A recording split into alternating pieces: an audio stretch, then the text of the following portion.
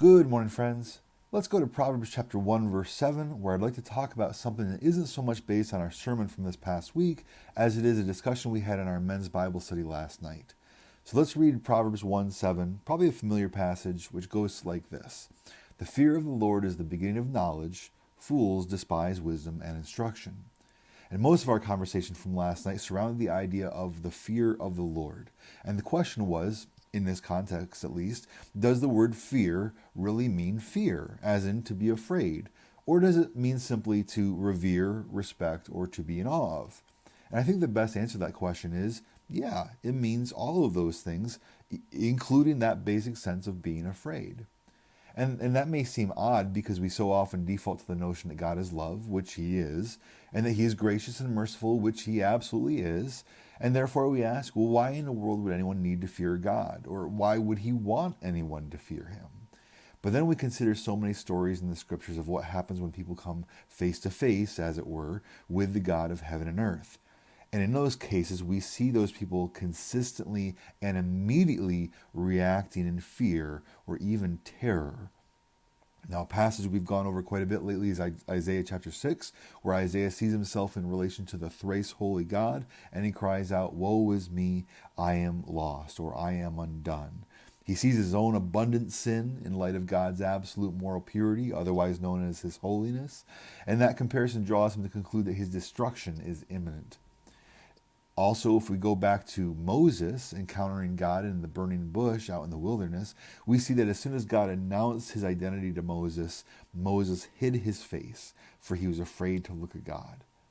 And even when Jesus himself in his earthly ministry demonstrates his power in calming the storm out on the Sea of Galilee, thereby saving the lives of his disciples, we're then told that those same disciples were filled with great fear and said to one another, "Who then is this that even the wind and the sea obey him?"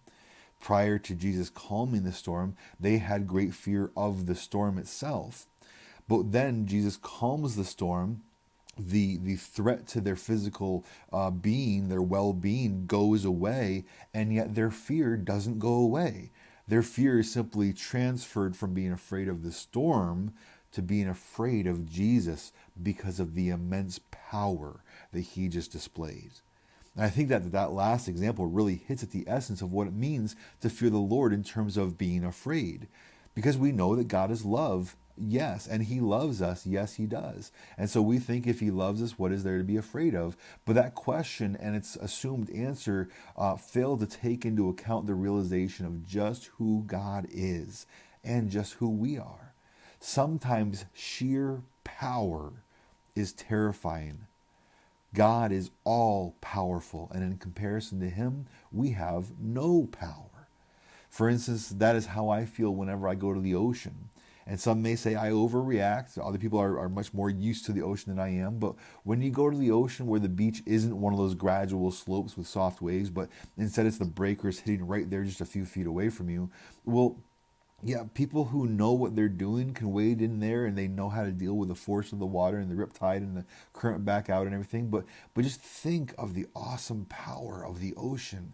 You stand a few feet in, and every time the waves come in and then they go back out, it sucks the sand right from underneath of your feet, so you start sinking down. It's such an unsettling feeling because of the power that you have no control over. You might be able to deal with it, but you certainly can't control it. And honestly, I don't know if that's a good illustration or not, but this much is certainly true. Only a foolish person would choose to not take the ocean seriously, would not take the power of the ocean into consideration when dealing with it. And it's similar with God, except that the whole contents of all the oceans of the world are like a thimble full of water compared to the almighty power of God himself. I know I've said this quite a bit of late, but it's hard when you're dealing with God because there's nothing that can suitably describe God except to say God is God. And we have a hard time beginning to comprehend what that truly means until we experience him in some way. But for those that we see in the scriptures who did experience him, Isaiah, Moses, the disciples, and many others, in these profound ways, we constantly see them reacting with this basic idea of fear. Even again, going back to the Christmas story and the angels appearing to the shepherds out in the field, the glory of God surrounded them and they were terrified. Now, in our society, we've been taught, whether purposefully or not, that we as human beings are on the top of the heap.